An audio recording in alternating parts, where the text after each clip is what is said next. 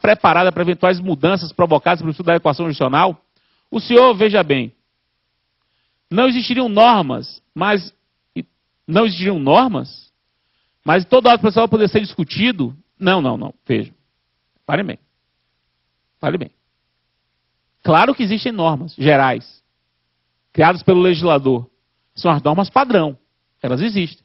Elas são as normas adequadas.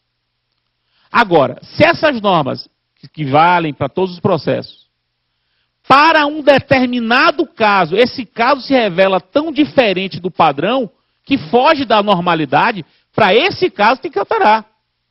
O controle vai para o caso. Não é o juiz criar a norma para qualquer processo que vem para ele. O juiz vai ter que fundamentar, demonstrando que aquela situação é uma situação que foge do padrão, foge da normalidade e justifica, portanto, a criação de uma solução diferente.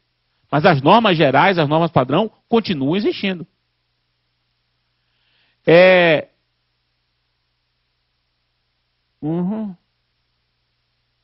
João Marcos me pergunta a respeito do meu curso.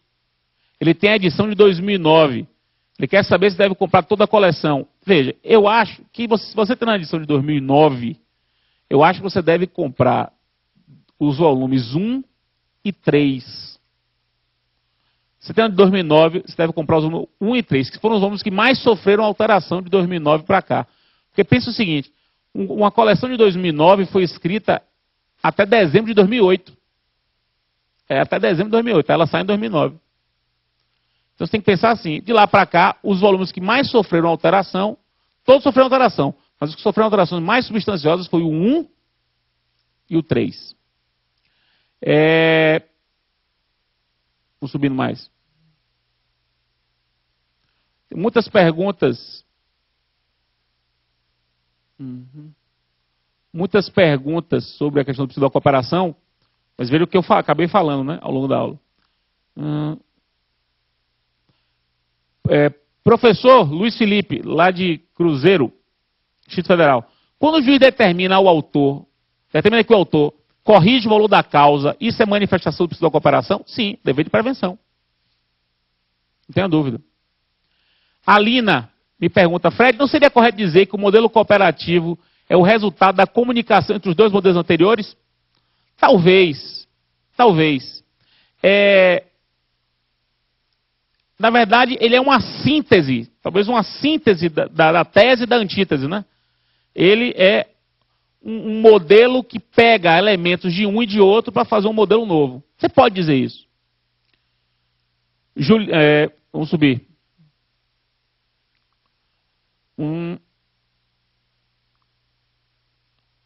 Sérgio pergunta se no meu volume 1 eu falo sobre garantismo. Falo. No item que eu trato dos modelos, eu falo do garantismo.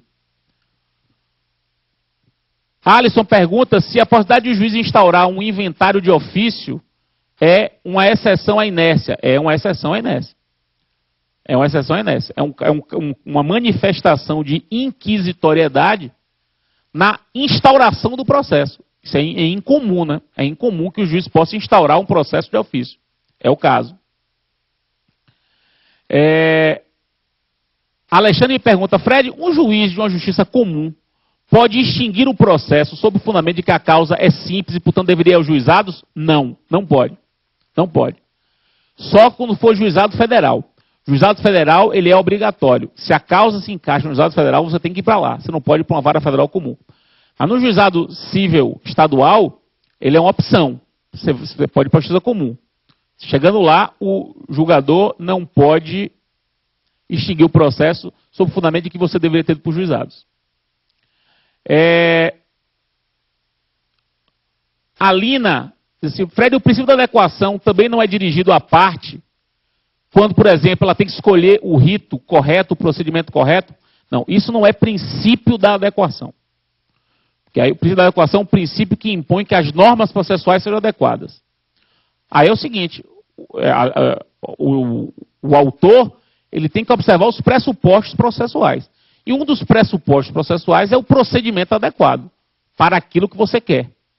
Isso é uma outra coisa. Quando a gente estudar pressupostos processuais, a gente trata desse assunto. Eram essas perguntas, meus caros. A gente se vê na próxima aula. Abraço forte.